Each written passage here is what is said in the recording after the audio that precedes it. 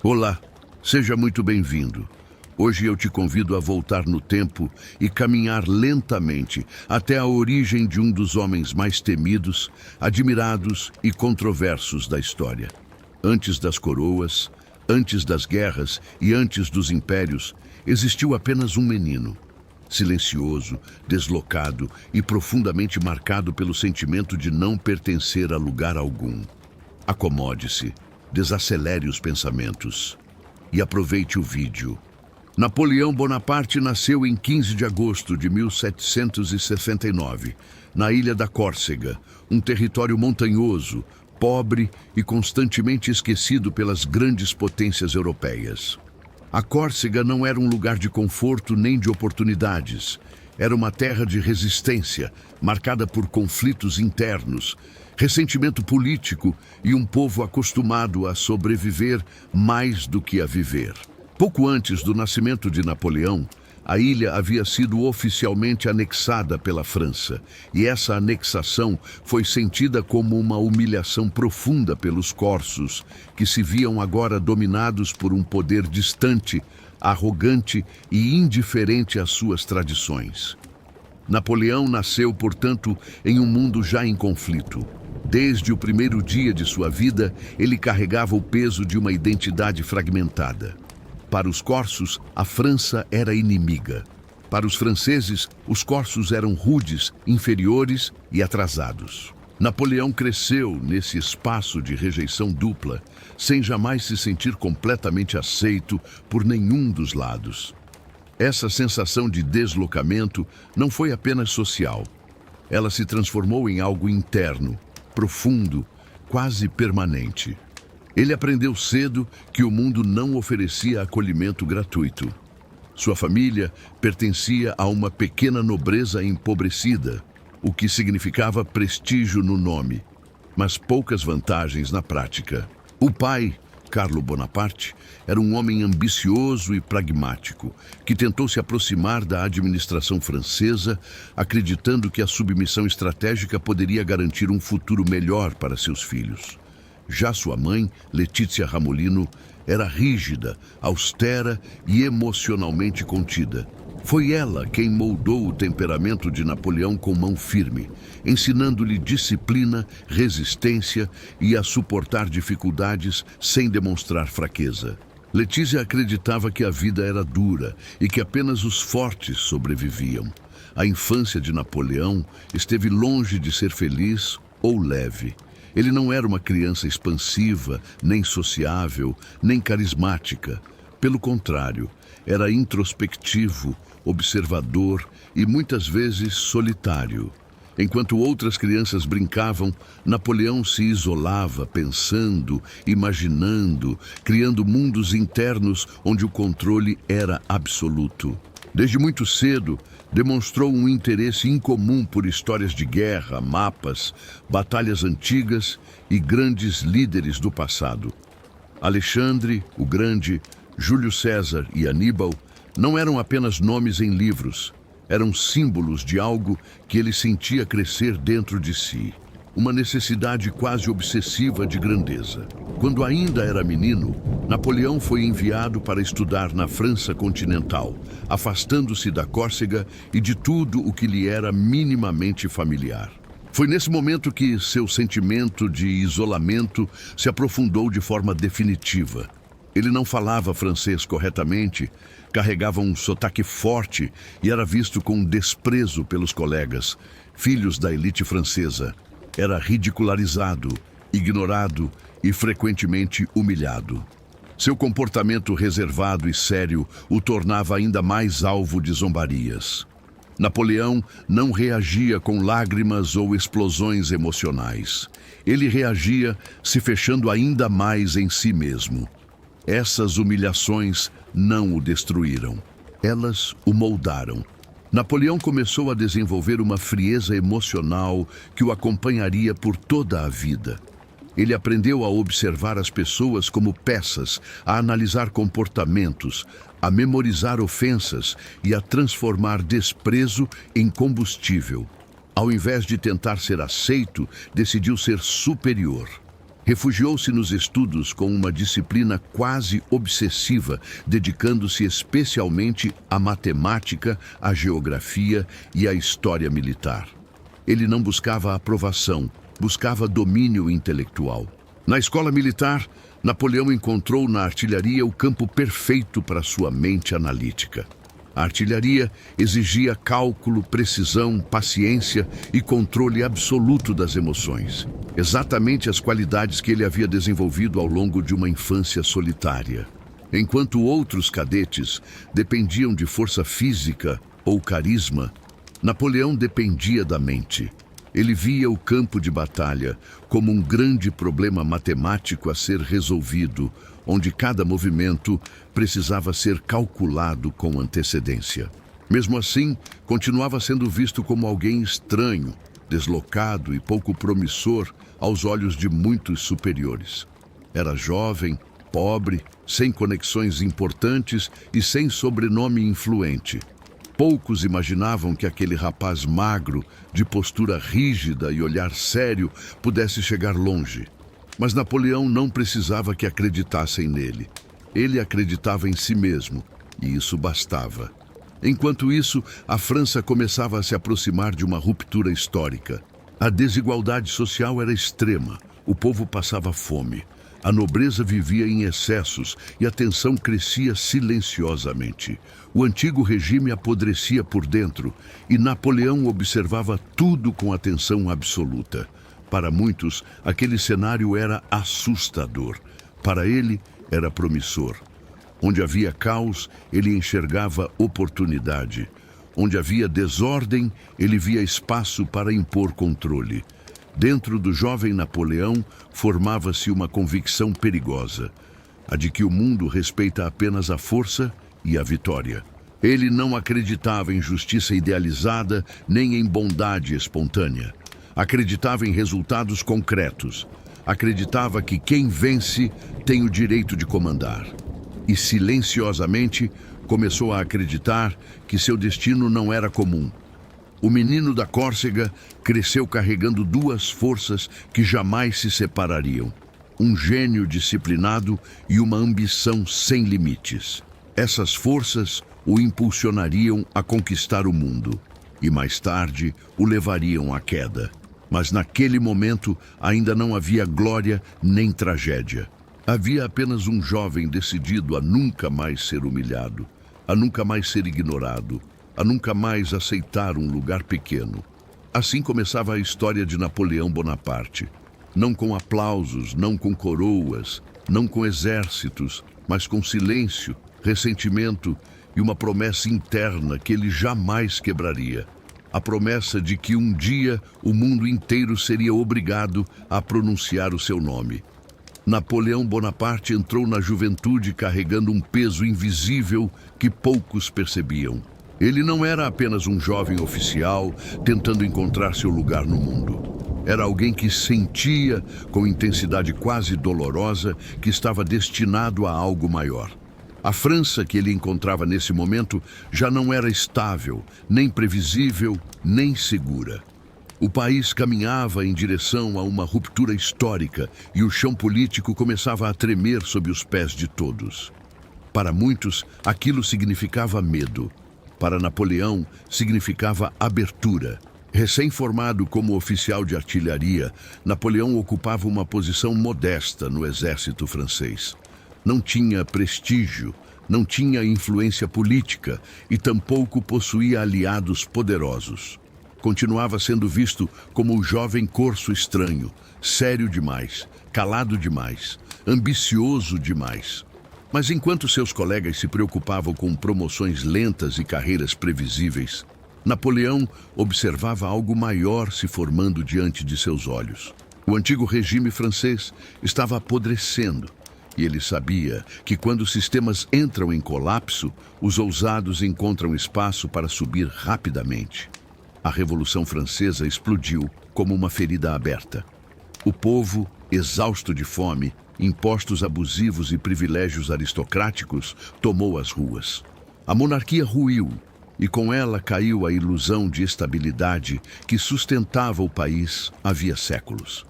Reis foram presos, julgados e executados.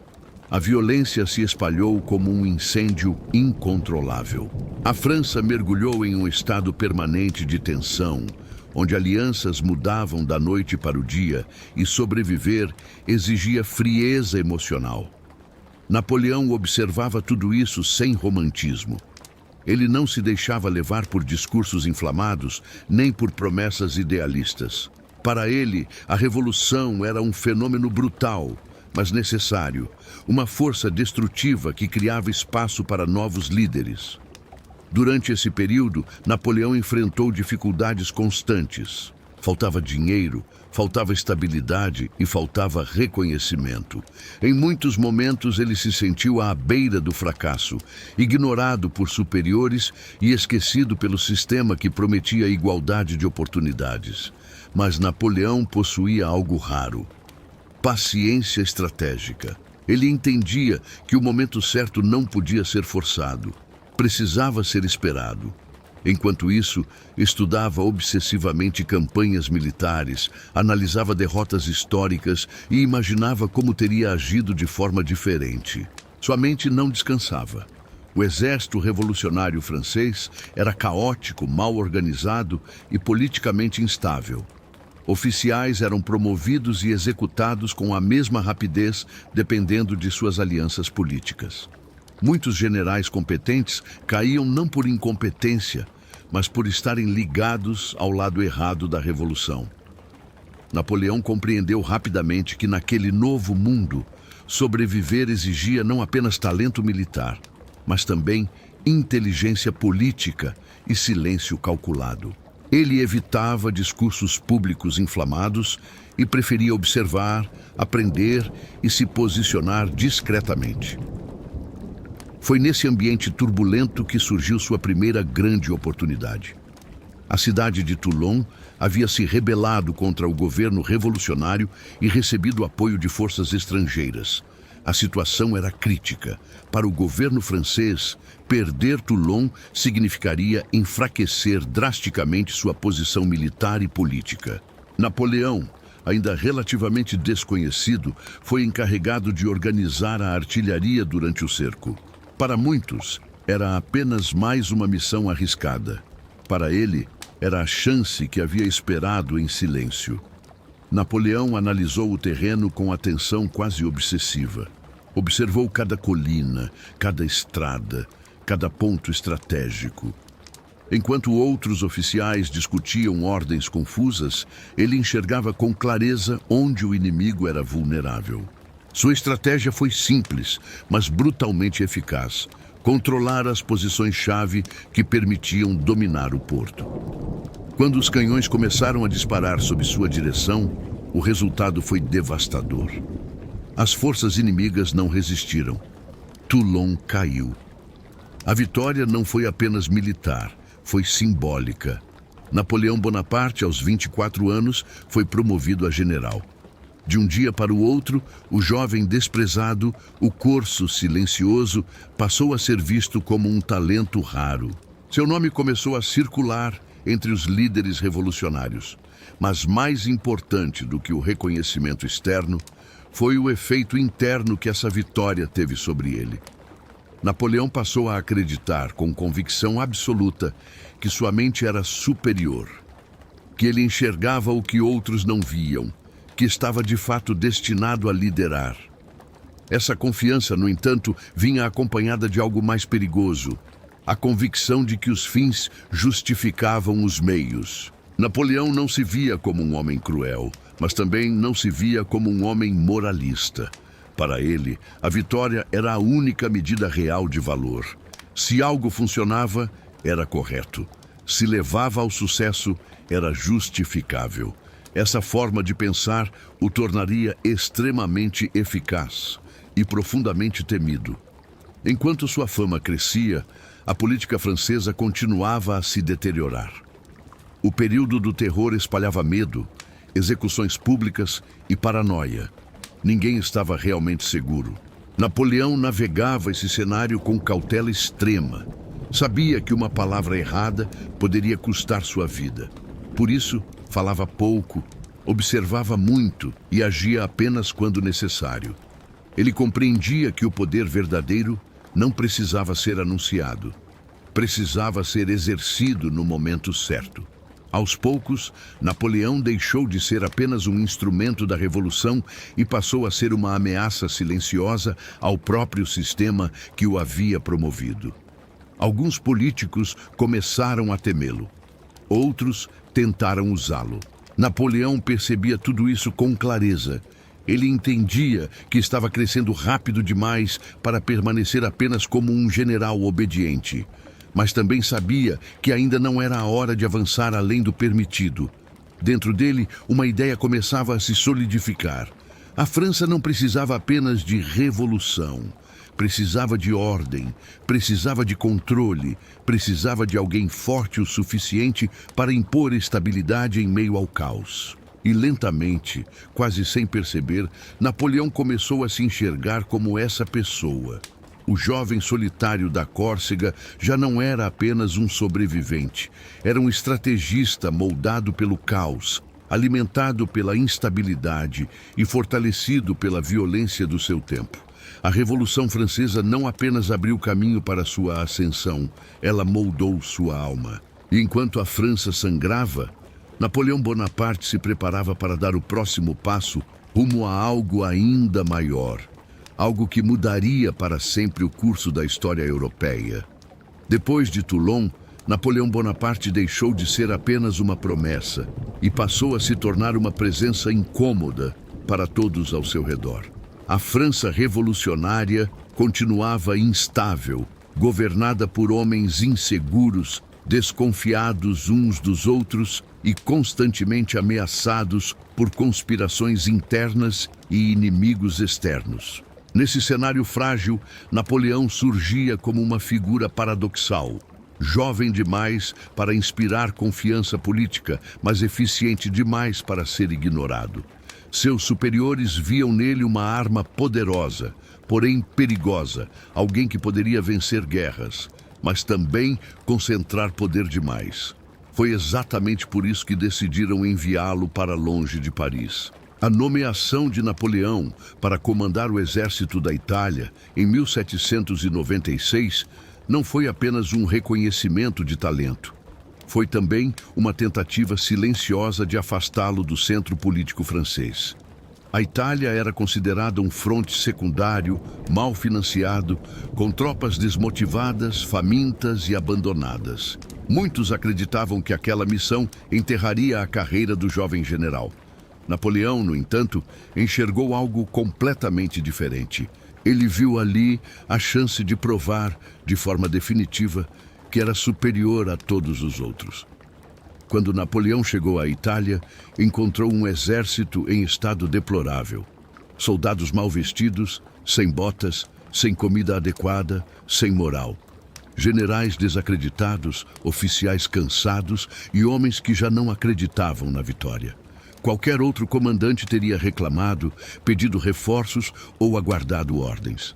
Napoleão fez o oposto. Ele reuniu as tropas e falou diretamente com elas, não como um aristocrata distante, mas como alguém que prometia mudança real. Disse que eram pobres, mas que marchariam por terras ricas. Disse que estavam famintos, mas que se alimentariam da vitória. Disse que a glória os aguardava se estivessem dispostos a segui-lo. Essas palavras não eram apenas discurso. Napoleão entendia algo fundamental. Soldados lutam melhor quando acreditam no comandante.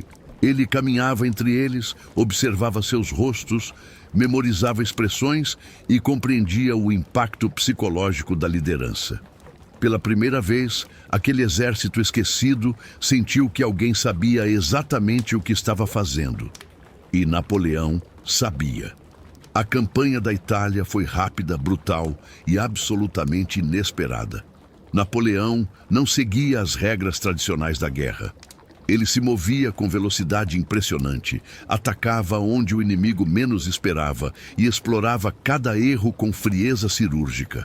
Separava exércitos maiores, isolava unidades, destruía comunicações e avançava antes que o adversário pudesse reagir. Para os generais austríacos, acostumados a guerras lentas e formais, aquilo era um pesadelo. Eles enfrentavam não apenas um exército, mas uma mente que parecia sempre um passo à frente.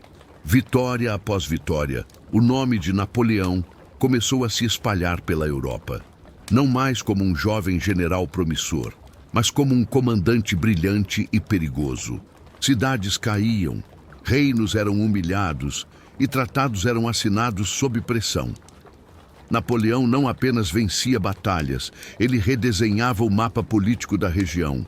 Impunha condições duras, cobrava indenizações e enviava riquezas para a França, fortalecendo sua imagem como salvador da nação revolucionária. Enquanto isso, sua fama crescia de forma quase mítica. Jornais falavam dele como um gênio militar. Soldados o idolatravam. Políticos em Paris começavam a se preocupar. Napoleão estava longe, mas seu prestígio se tornava cada vez mais difícil de controlar. Ele não era apenas um general obediente executando ordens. Tomava decisões por conta própria, negociava tratados sem consultar o governo e agia como se já fosse uma autoridade independente. E em muitos casos, ninguém ousava contrariá-lo, porque ele entregava resultados. Foi também durante a campanha da Itália que Napoleão começou a compreender plenamente o poder da imagem. Ele escrevia boletins cuidadosamente elaborados, exagerando vitórias, minimizando perdas e construindo uma narrativa onde ele surgia como o herói inevitável da França. Ele entendia que vencer no campo de batalha era importante, mas vencer na opinião pública era essencial. Napoleão não lutava apenas com canhões e soldados, lutava com palavras, símbolos e expectativas. Ao mesmo tempo, sua ambição se expandia. Cada vitória reforçava a convicção de que não existia limite real para seu poder. Ele passou a se enxergar como alguém acima dos políticos fracos que governavam a França. Via o diretório como corrupto, incompetente e incapaz de manter a ordem. Em sua mente, começava a se formar uma ideia perigosa, a de que a França precisava dele não apenas como general, mas como líder supremo. Mas junto com a glória, surgiam também sinais de algo mais sombrio. Napoleão tornava-se cada vez mais autoritário, menos tolerante a erros e mais impaciente com qualquer forma de oposição. Ele exigia obediência absoluta. Para ele, disciplina era sinônimo de eficiência, e eficiência justificava qualquer dureza. Seus homens o seguiam, mas também o temiam. E esse medo silencioso se tornaria uma constante em sua trajetória. Quando a campanha da Itália chegou ao fim, Napoleão retornou à França como um herói nacional. Não era mais o jovem corso desprezado. Era um nome que inspirava admiração e inquietação. As pessoas o aplaudiam, mas os governantes o observavam com desconfiança. Ele havia provado algo fundamental, que podia vencer guerras praticamente sozinho. E alguém assim jamais permaneceria satisfeito em obedecer ordens por muito tempo. O general da Itália não apenas conquistou territórios, ele conquistou algo muito mais perigoso. A crença coletiva de que Napoleão Bonaparte era indispensável. E quando um homem passa a ser visto como indispensável, o caminho para o poder absoluto já está aberto. Enquanto a Europa começava a temer seu nome, Napoleão, em silêncio, já planejava o próximo movimento. Um movimento que o afastaria ainda mais do controle político e o aproximaria de algo que poucos ousavam imaginar: o comando total da França. Quando Napoleão Bonaparte retornou da campanha da Itália, a França não enxergava mais apenas um general vitorioso. Enxergava um símbolo, um homem que parecia vencer onde todos falhavam. Um líder que surgia em meio ao caos, como alguém capaz de impor ordem, direção e propósito. As ruas o aplaudiam, os soldados o veneravam e os jornais ajudavam a construir uma imagem quase mítica. Mas por trás dessa admiração popular, crescia um sentimento muito diferente entre os homens que governavam o país: o medo. O diretório, O governo que comandava a França naquele momento era frágil, corrupto e profundamente impopular. Formado por políticos desconectados da realidade do povo, o regime sobrevivia mais por falta de alternativa do que por mérito. A economia estava instável, a inflação corroía salários, conspirações surgiam constantemente e o país parecia cansado da própria revolução. Napoleão observava tudo isso com a mesma frieza com que analisava um campo de batalha. Ele não via líderes, via alvos. Ao contrário de muitos revolucionários, Napoleão não acreditava que a França precisava de mais discursos, mais assembleias ou mais promessas vazias. Em sua mente, a conclusão era simples. A revolução havia destruído o antigo regime, mas falhado em criar algo sólido no lugar. O país precisava de uma mão firme, precisava de controle, precisava de alguém capaz de decidir sem hesitar.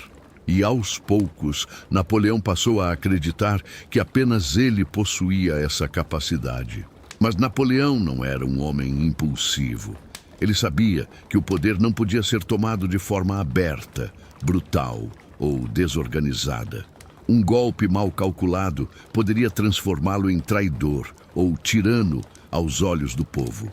Era preciso agir com inteligência, com silêncio e com aparência de legalidade. Como em uma batalha bem planejada, cada passo precisava parecer inevitável. Enquanto isso, o diretório cometia erros sucessivos. Crises políticas se acumulavam. Golpes internos eram tentados e fracassavam, e a população perdia qualquer resquício de confiança no governo. Napoleão aproveitava esse cenário com maestria. Ele se mantinha em evidência, mas evitava ataques diretos, permitindo que seus inimigos se enfraquecessem sozinhos, permitindo que a ideia de sua liderança amadurecesse na mente coletiva.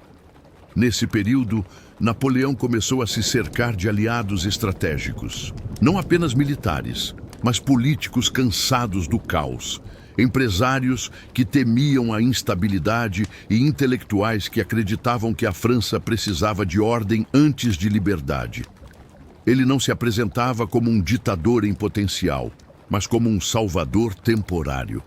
Alguém que traria estabilidade, protegeria as conquistas da Revolução e devolveria dignidade ao país. O momento decisivo chegou em 1799. O diretório estava paralisado, incapaz de governar. Conspirações se multiplicavam e muitos acreditavam que a França caminhava para uma guerra civil ou para a restauração da monarquia. Foi nesse clima de medo e incerteza que Napoleão agiu. O golpe do 18 de Brumário não foi um espetáculo de violência aberta, mas uma operação cuidadosamente encenada, onde cada gesto transmitia a sensação de necessidade histórica. Napoleão entrou no cenário político como quem entra em uma sala já condenada ao colapso. Ele não gritava, não ameaçava, não implorava. Sua presença por si só impunha autoridade. Tropas leais garantiram controle estratégico, assembleias foram pressionadas e, em poucas horas, o diretório deixou de existir. A França acordava sob um novo regime. E para muitos, aquilo parecia um alívio. Oficialmente, Napoleão não se proclamou ditador. Ele assumiu o cargo de primeiro cônsul, uma posição que, em teoria, dividia o poder. Na prática, porém, Napoleão controlava tudo. As decisões passavam por ele. As leis refletiam sua vontade. O Estado começava a girar em torno de um único homem. E o mais impressionante era que grande parte da população aceitava isso com tranquilidade. O caos havia sido substituído por ordem. E a ordem, naquele momento, parecia valer qualquer preço. Uma vez no poder, Napoleão se moveu rapidamente para consolidar sua autoridade. Reformou o sistema administrativo, reorganizou as finanças, fortaleceu o exército e criou uma máquina estatal extremamente eficiente. Não tolerava oposição desnecessária.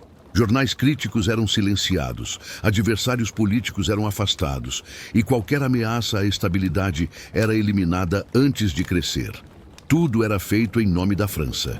Tudo era justificado pelo bem coletivo. Com o tempo, o cargo de primeiro cônsul tornou-se pequeno demais para sua ambição. Napoleão já não se via como um governante provisório.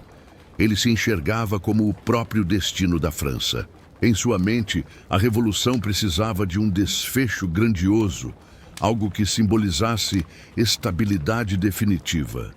Foi então que a ideia do império começou a tomar forma. Não como um retorno ao passado, mas como uma nova era, onde o poder seria concentrado em um homem que afirmava representar a nação inteira. Em 1804, Napoleão deu o passo final. Em uma cerimônia carregada de simbolismo, ele se coroou imperador dos franceses. Não permitiu que ninguém colocasse a coroa sobre sua cabeça. Ele mesmo o fez. O gesto era claro, quase brutal em sua mensagem.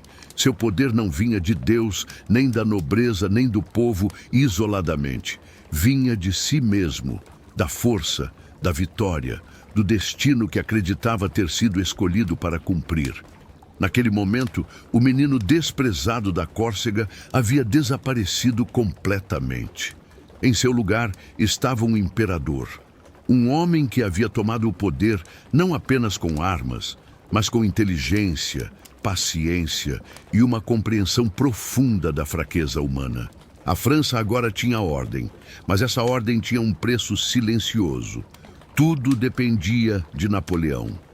E quando o destino de uma nação se concentra nas mãos de um único homem, a queda, quando chega, costuma ser tão grandiosa quanto a ascensão. Napoleão havia conquistado o poder absoluto. Agora, faltava apenas algo que ele ainda não possuía por completo: dominar toda a Europa. Quando Napoleão Bonaparte colocou a coroa sobre a própria cabeça em 1804, não estava apenas assumindo um novo título. Estava declarando ao mundo que a Revolução Francesa havia terminado sob seus pés e que uma nova era começava. Uma era moldada por sua vontade, sua mente e sua ambição. A França, cansada de instabilidade, aceitou o gesto com mais alívio do que revolta. Muitos não viam naquele homem um tirano, mas um salvador que havia trazido ordem onde antes existia apenas caos.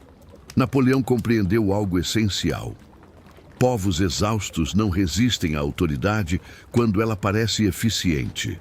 Como imperador, Napoleão não governava apenas. Ele organizava, reformava e controlava.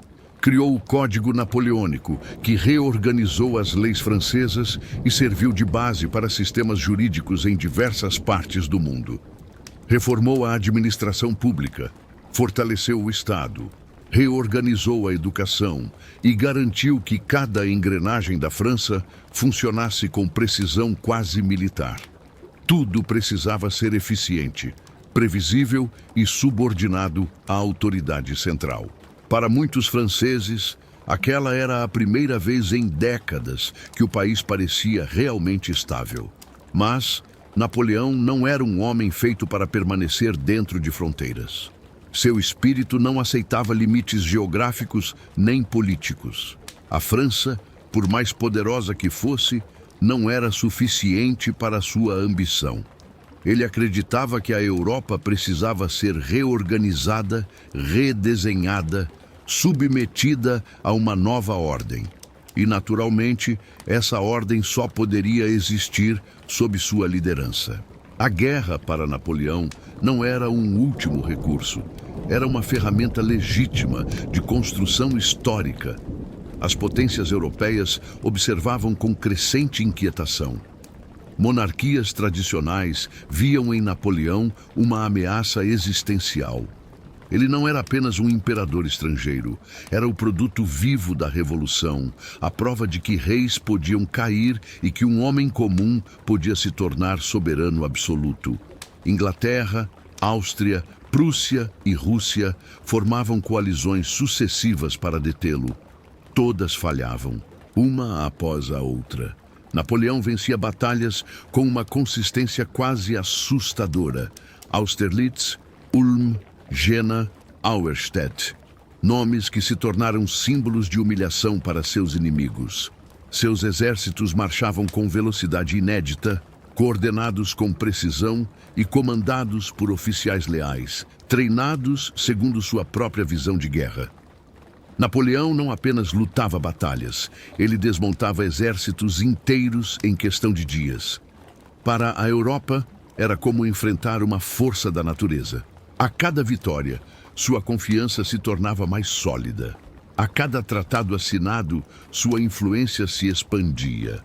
Reis eram depostos, tronos eram entregues a parentes, irmãos e generais de confiança. A Europa começava a ser governada por extensões do próprio Napoleão. Ele não se via como um simples conquistador, mas como um arquiteto de um novo continente. Em sua mente, estava levando progresso, racionalidade e ordem a regiões dominadas por sistemas arcaicos. No entanto, essa expansão tinha um custo silencioso. Quanto maior o império, mais difícil se tornava controlá-lo. Quanto mais inimigos derrotava, mais ressentimento acumulava. Povos submetidos não esqueciam facilmente a humilhação. Mesmo onde Napoleão introduzia reformas modernas, havia resistência, conspirações e ódio latente. Mas Napoleão ignorava esses sinais. Sua mente, alimentada por vitórias constantes, começava a acreditar que a oposição sempre poderia ser esmagada. A Inglaterra permanecia como o grande obstáculo. Imbatível nos mares, fora do alcance direto de seus exércitos, tornava-se uma obsessão. Incapaz de derrotá-la militarmente, Napoleão tentou vencê-la economicamente. Criou o bloqueio continental, proibindo países europeus de comercializar com os britânicos. Na teoria, o plano parecia brilhante. Na prática, gerou insatisfação, contrabando, crises econômicas e resistência entre aliados forçados. Mas Napoleão persistiu. Ele não aceitava falhas como limites, apenas como desafios temporários. Nesse ponto, algo começou a mudar dentro dele. O estrategista frio e calculista dava espaço a um imperador convencido de sua própria inevitabilidade. Napoleão passou a confiar excessivamente na própria intuição, ignorando conselhos e subestimando adversários. Suas decisões tornavam-se mais autoritárias, menos flexíveis. Para ele, discordar já era sinal de fraqueza ou traição. O poder absoluto começava a cobrar seu preço psicológico. Mesmo assim, a imagem pública de Napoleão permanecia poderosa. Para seus soldados, ele ainda era o comandante invencível. Para muitos franceses, o homem que havia colocado a nação no centro do mundo. Mas para seus inimigos, ele já não era apenas um líder militar. Era uma ameaça que precisava ser destruída a qualquer custo. A Europa não descansaria enquanto Napoleão existisse. O império atingia seu auge. Do Atlântico às fronteiras da Rússia, a influência de Napoleão era sentida direta ou indiretamente. Nunca antes um homem havia dominado tanto território europeu em tão pouco tempo. E exatamente por isso, a queda, quando viesse, seria devastadora. Porque quanto mais alto se sobe, mais violento é o impacto com o chão. Napoleão acreditava ter domado o destino. Acreditava que a história caminhava obediente aos seus passos. Mas o destino, silencioso e paciente, já começava a preparar a próxima fase dessa tragédia. Uma decisão, um erro, um inverno e o início do fim de tudo aquilo que parecia eterno. O imperador da Europa ainda se sentia invencível, mas a própria história já começava a afiar a lâmina, que um dia cortaria seu império ao meio. Em 1812, no auge de seu poder, Napoleão Bonaparte tomou a decisão que mudaria para sempre o curso de sua vida e da história europeia. Até então, ele havia vencido reis, desmantelado exércitos e dobrado nações inteiras à sua vontade. Nada parecia fora de alcance. Nenhuma derrota parecia possível. O imperador já não via o mundo como um tabuleiro cheio de incertezas, mas como uma sequência previsível de movimentos que ele dominava por completo. Foi nesse estado de confiança absoluta que ele voltou seus olhos para o leste, para a imensidão russa. A Rússia não era apenas mais um inimigo político, era um problema simbólico. O czar Alexandre I, antes aliado, havia começado a desrespeitar o bloqueio continental, permitindo que mercadorias britânicas circulassem em seu território. Para Napoleão, isso não era apenas uma quebra de acordo. Era um desafio direto à sua autoridade. E desafios, em sua mente, não podiam ficar sem resposta. Permitir que a Rússia desobedecesse significaria admitir que seu controle sobre a Europa tinha limites. E limites eram algo que Napoleão não aceitava. Assim, ele reuniu o maior exército que a Europa já havia visto. Mais de 600 mil homens, vindos de diversas nações sob seu domínio: franceses, alemães, italianos, poloneses, espanhóis. Um exército gigantesco, mas profundamente heterogêneo, unido mais pelo medo e pela obrigação do que pela lealdade verdadeira. Napoleão acreditava que o tamanho dessa força seria suficiente para esmagar qualquer resistência. Ele estava acostumado a guerras rápidas, decisivas, resolvidas em poucas batalhas brilhantes. A Rússia, porém, não jogaria esse jogo. Desde os primeiros passos em território russo, algo parecia errado. O inimigo recuava constantemente, evitando o confronto direto.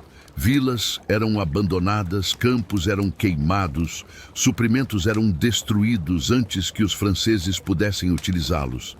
Era a estratégia da terra arrasada. Napoleão avançava, mas avançava para o vazio. Seu exército marchava quilômetros intermináveis sem encontrar o inimigo, apenas o silêncio, a fome e o cansaço. O calor do verão russo castigava os soldados. Doenças se espalhavam. Cavalos morriam aos milhares. A logística, já frágil, começava a ruir. Mesmo assim, Napoleão insistia. Ele acreditava que o simples ato de avançar obrigaria os russos a lutar. Cada dia sem batalha era para ele apenas um atraso. Ele não percebia que, na verdade, cada dia era uma vitória russa. Quando finalmente o confronto ocorreu na sangrenta Batalha de Borodino, não houve triunfo. Foi uma carnificina sem vencedores claros. Milhares de mortos de ambos os lados. Um campo coberto de corpos e fumaça. Napoleão venceu tecnicamente, mas perdeu algo muito mais importante: a ilusão de controle absoluto. Mesmo assim, ele seguiu em frente, determinado a tomar Moscou, acreditando que a queda da cidade forçaria o czar a se render. Ao chegar a Moscou, encontrou uma cidade vazia. Poucos dias depois, incêndios consumiram grande parte da capital. Moscou ardia enquanto Napoleão observava, impotente, do Kremlin. Não havia rendição, não havia tratados, apenas fogo, silêncio e abandono. Pela primeira vez, Napoleão estava diante de um inimigo que não jogava segundo suas regras. O tempo começou a se tornar seu maior adversário.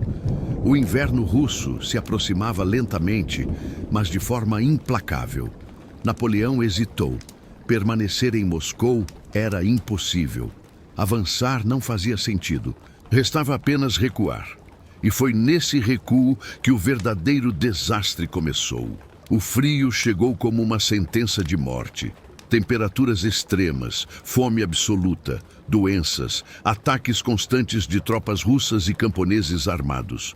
O exército que havia cruzado a fronteira como uma força imbatível, agora se transformava em uma multidão de homens famintos, congelados e desesperados. Soldados abandonavam armas, uniformes, companheiros. Cavalos eram abatidos para servir de alimento.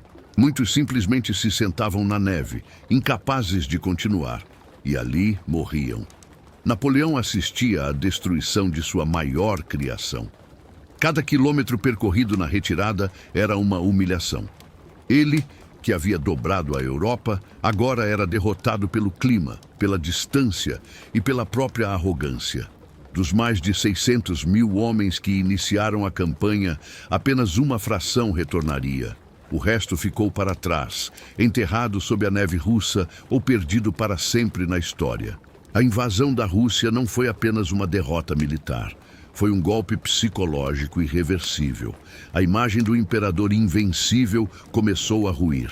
A Europa observava, silenciosa, percebendo que Napoleão podia sangrar, que ele podia errar, que ele podia perder tudo.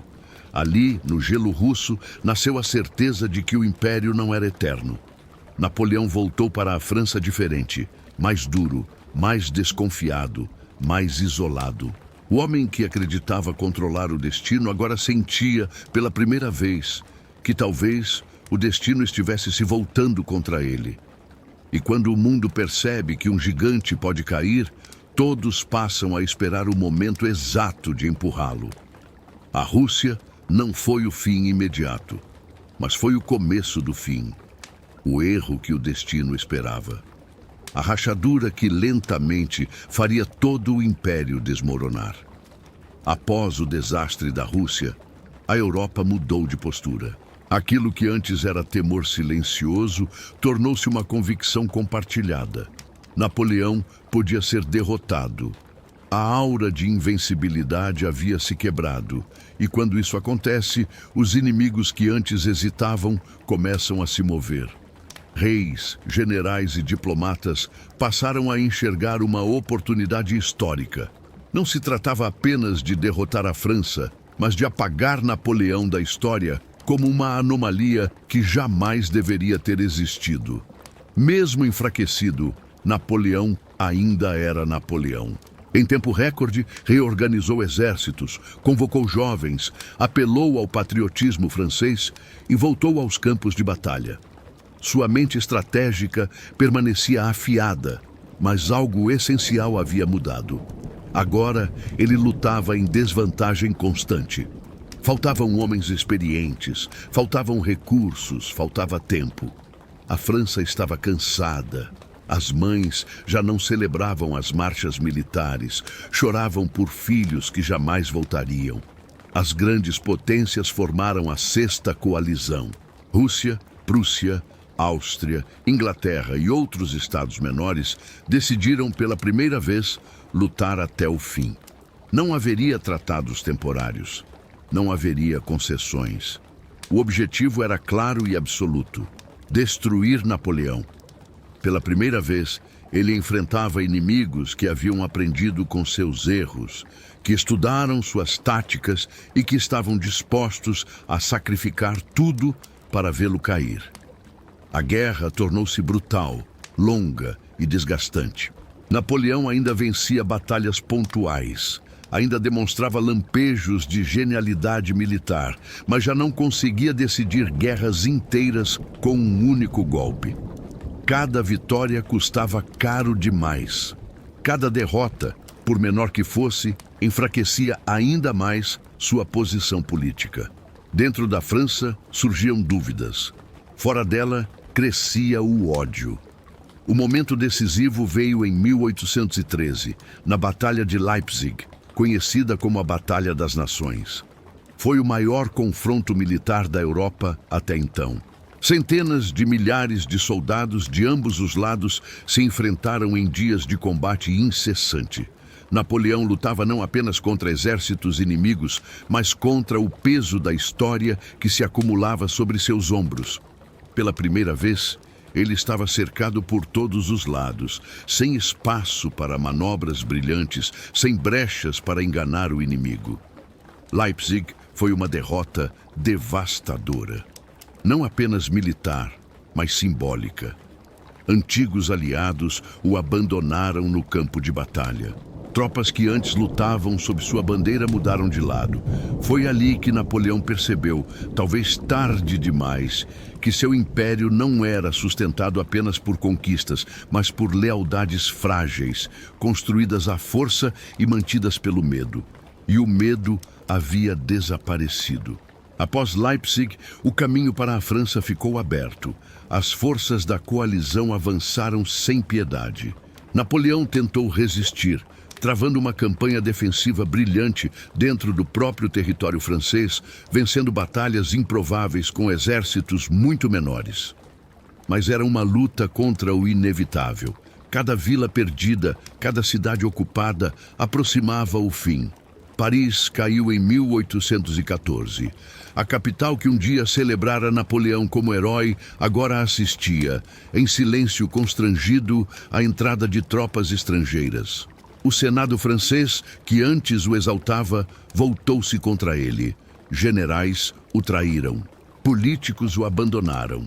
O homem que havia concentrado todo o poder agora estava completamente sozinho. Diante do colapso total, Napoleão foi forçado a abdicar do trono.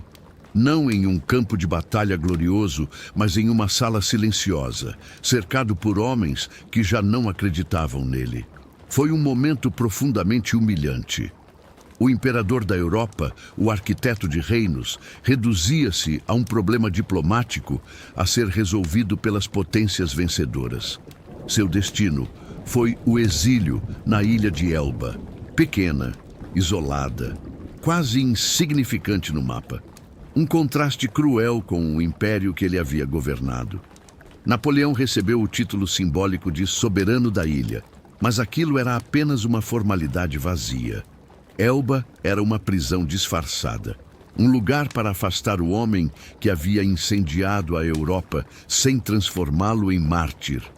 Ao chegar em Elba, Napoleão experimentou algo que jamais havia conhecido: o silêncio absoluto do poder perdido. Não havia exércitos para comandar, não havia mapas para redesenhar, não havia inimigos dignos para enfrentar. Restavam apenas lembranças, arrependimentos e uma mente que se recusava a aceitar o fim. Mas Napoleão não era feito de resignação. Mesmo derrotado, mesmo exilado, ele observava, escutava, planejava. A Europa acreditava que havia encerrado um capítulo. Mas, na verdade, havia apenas virado a página cedo demais, porque a história de Napoleão Bonaparte ainda não havia terminado. E o destino, irônico como sempre, ainda guardava um último ato. O exílio em Elba nunca foi, de fato, um fim para Napoleão Bonaparte. Desde o primeiro dia naquela ilha pequena e silenciosa, ele compreendeu que aquilo não era descanso, mas uma espera. A Europa acreditava que o havia neutralizado, que bastava isolá-lo para apagar sua influência. Mas Napoleão nunca deixou de ser Napoleão, mesmo reduzido a um território minúsculo.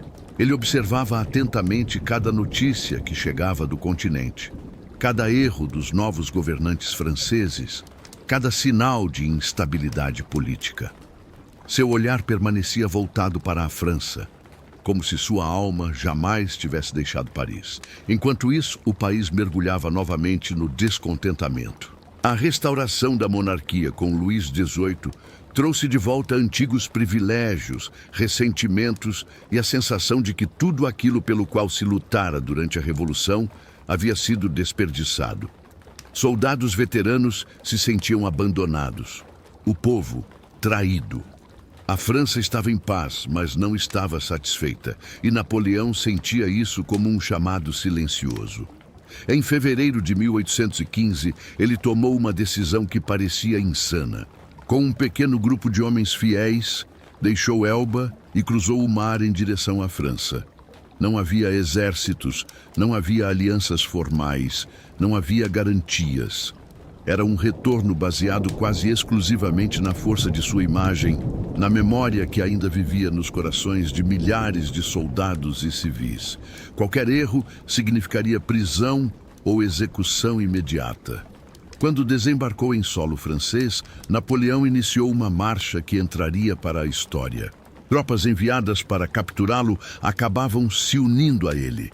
Em um dos episódios mais simbólicos, diante de soldados armados, ele avançou sozinho e declarou que, se quisessem matá-lo, poderiam fazê-lo ali mesmo. Nenhum disparo foi feito. Pelo contrário, Os homens baixaram as armas e gritaram seu nome. Era a prova de que Napoleão não governava apenas pela força, mas por algo muito mais poderoso: o mito. Em poucos dias, ele chegou a Paris. Luís XVIII fugiu. Sem uma única grande batalha, Napoleão retomou o trono. A Europa ficou em choque. O homem que havia sido derrotado, exilado e descartado estava de volta. Começava o período conhecido como os 100 dias, um intervalo curto, intenso e desesperado, no qual Napoleão tentou reconstruir tudo o que havia perdido. Mas o mundo já não era o mesmo, e Napoleão também não. Ele tentou governar de forma mais moderada, prometendo reformas, respeitando constituições, buscando apoio político. Era como se, pela primeira vez, tentasse conciliar poder e aceitação. Mas o tempo não estava a seu favor. As potências europeias reagiram imediatamente. Para elas, não havia negociação possível. Napoleão precisava ser eliminado de uma vez por todas. Assim, formou-se a 7ª coalizão. Exércitos começaram a se mover. Napoleão sabia que precisava agir rápido. Não podia permitir que seus inimigos se organizassem plenamente. A solução, como sempre, era a guerra. Mais uma vez, ele marcharia para enfrentar o destino com armas na mão. O confronto final ocorreu em junho de 1815, na Bélgica, em um lugar que ficaria marcado para sempre na história: Waterloo. Ali, Napoleão enfrentou forças britânicas e prussianas. Desde o início, a batalha foi marcada por erros, atrasos e decisões equivocadas. O terreno estava enlameado pela chuva, dificultando os movimentos. Ordens foram mal executadas. Generais falharam. E talvez pela primeira vez, Napoleão não conseguiu impor sua vontade absoluta ao campo de batalha. Durante horas, o resultado permaneceu incerto. Mas no momento decisivo, a chegada das tropas prussianas selou o destino francês. O exército de Napoleão entrou em colapso. A retirada virou pânico. A derrota foi total. Waterloo não foi apenas uma batalha perdida. Foi o ponto final de uma era.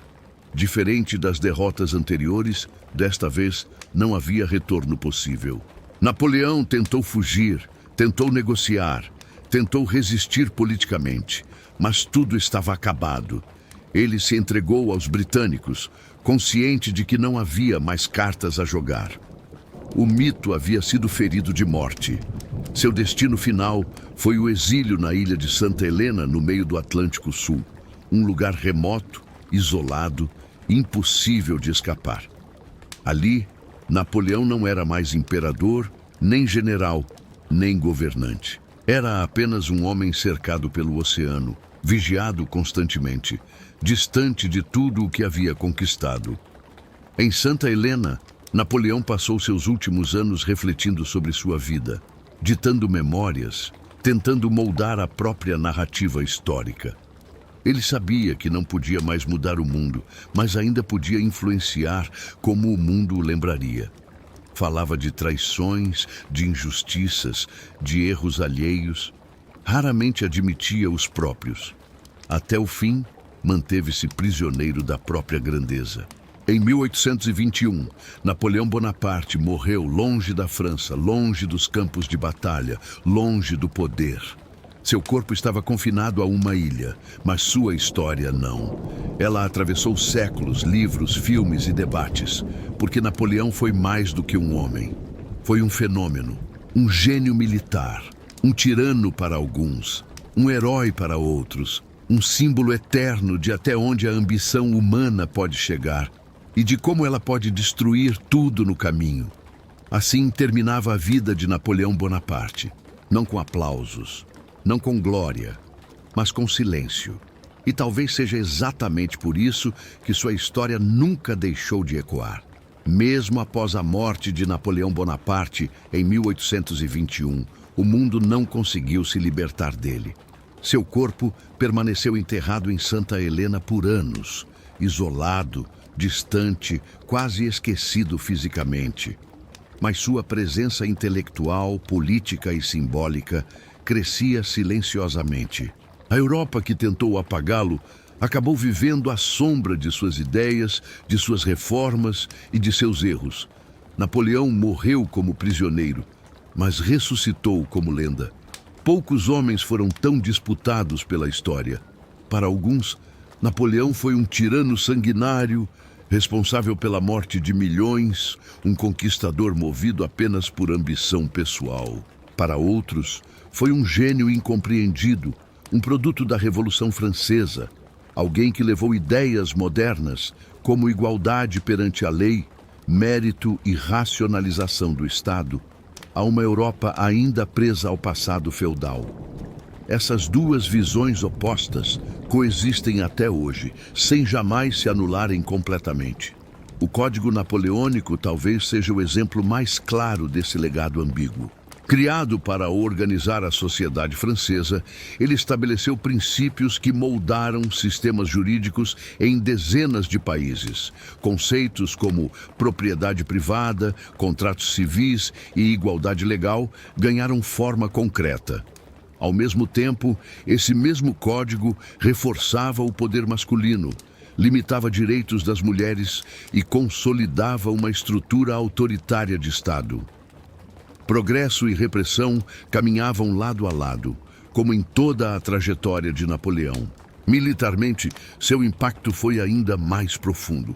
Academias militares ao redor do mundo passaram décadas estudando suas campanhas, suas estratégias, suas manobras, sua forma de mover tropas com velocidade e precisão redefiniram a arte da guerra. Mesmo seus erros, especialmente a invasão da Rússia, tornaram-se lições eternas sobre arrogância, logística e limites humanos. Napoleão ensinou o mundo tanto a vencer quanto a perder.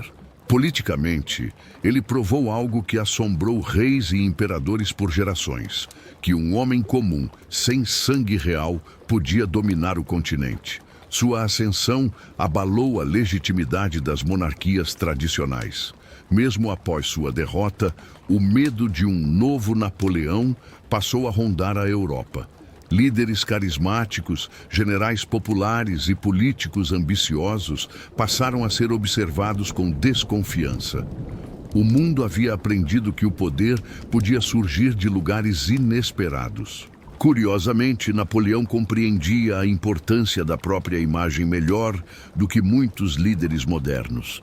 Durante a vida, controlou narrativas, patrocinou pinturas, escreveu proclamações e moldou cuidadosamente a forma como seria visto. No exílio, ditou memórias, reinterpretou eventos, culpou aliados, minimizou erros. Ele sabia que talvez não pudesse controlar o presente, mas ainda podia influenciar o futuro. E conseguiu. Décadas depois, quando seus restos mortais foram finalmente levados de volta à França, o país parou para assistir.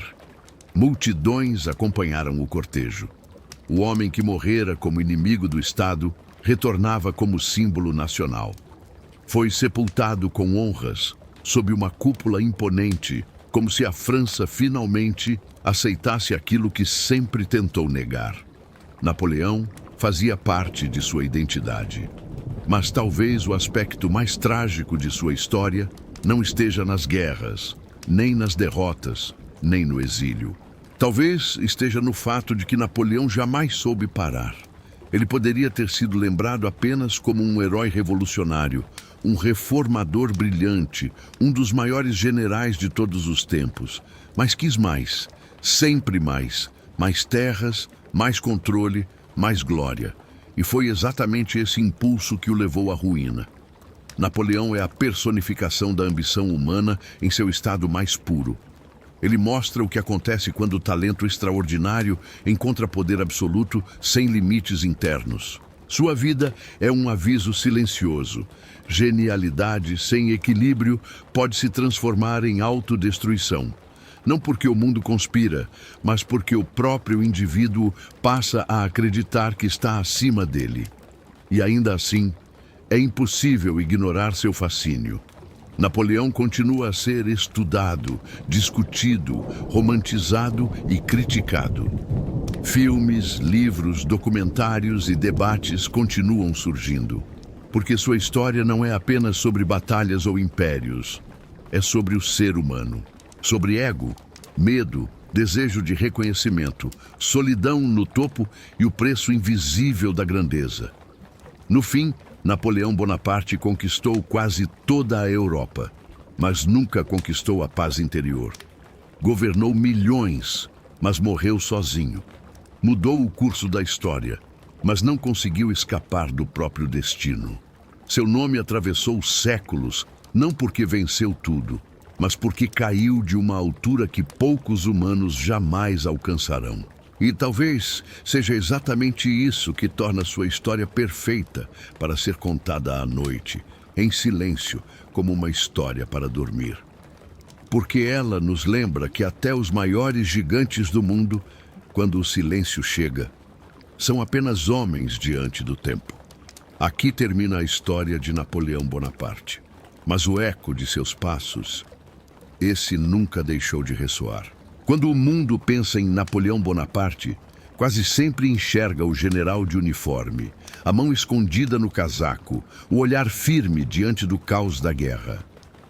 Poucos param para imaginar o homem quando as portas se fechavam, quando os aplausos cessavam, quando os mapas eram dobrados e a noite chegava.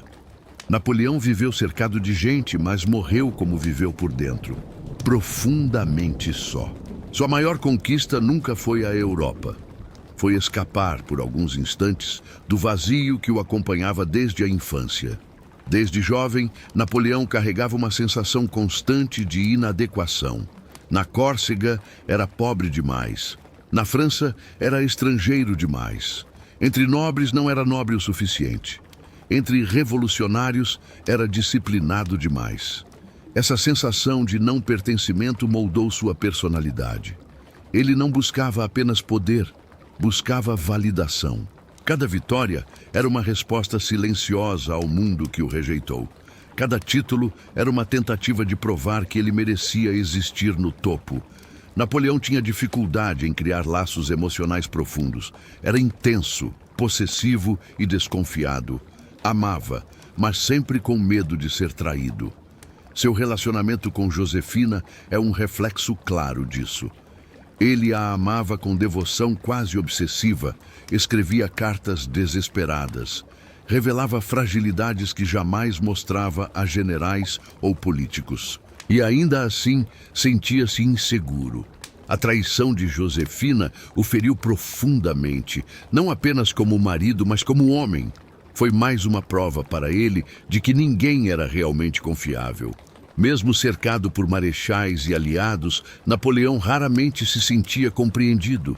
Ele pensava rápido demais, enxergava longe demais. Muitos o obedeciam, poucos o entendiam, e isso o isolava ainda mais.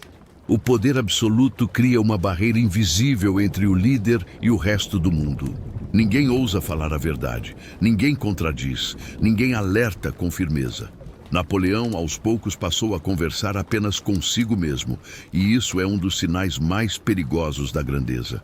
No exílio, essa solidão se tornou insuportavelmente clara. Em Santa Helena, longe de tudo, Napoleão não tinha mais inimigos à altura. Não havia desafios reais, apenas o tempo. E o tempo é cruel com homens que viveram em velocidade extrema. Ele caminhava, lembrava, falava de glórias passadas, revisava batalhas como se ainda pudesse vencê-las. Sua mente continuava lutando guerras que o corpo já não podia mais travar. Napoleão tentava justificar sua vida, dizia a si mesmo que fez o que era necessário, que a história o absolveria, que seus erros foram exagerados por inimigos. Em parte, talvez estivesse certo, mas no fundo havia algo que ele nunca conseguiu enfrentar completamente. O fato de que poderia ter parado, poderia ter sido lembrado como herói, poderia ter preservado vidas, inclusive a própria estabilidade emocional, mas não parou. Porque parar significaria encarar o silêncio, e ele sempre teve medo do silêncio. O gênio de Napoleão era real. Sua inteligência, memória, capacidade de trabalho e visão estratégica eram extraordinárias. Mas genialidade não protege ninguém da própria natureza humana. Pelo contrário, muitas vezes apenas amplia falhas internas. No caso de Napoleão, ampliou a necessidade de controle, o medo de perder relevância, a obsessão por deixar uma marca eterna. Ele queria ser imortal e, de certa forma, conseguiu. Mas a imortalidade veio acompanhada de um preço alto demais. Quando a morte se aproximou, não houve grandes discursos nem batalhas finais. Apenas um homem cansado, doente, distante de tudo que construiu. Suas últimas palavras ecoam como um sussurro de alguém que jamais encontrou descanso completo. O imperador se foi. O mito começou. Napoleão Bonaparte não foi apenas um personagem histórico. Ele foi um espelho, um reflexo do que acontece quando talento, ambição e circunstância se encontram sem freios internos suficientes. Sua história nos fascina porque, em algum nível, todos nós entendemos o desejo de ser reconhecido, de vencer o mundo, de provar valor. Mas também entendemos o perigo de perder a si mesmo nesse processo. E talvez seja por isso que sua história nunca envelhece. Porque não fala apenas do passado, fala de nós, dos limites que ignoramos, dos avisos que desprezamos e do silêncio que um dia chega inevitavelmente para todos, até para aqueles que acreditaram dominar o destino. Assim, no fim de tudo, Napoleão não foi vencido apenas por exércitos invernos ou traições. Foi vencido pelo peso da própria grandeza.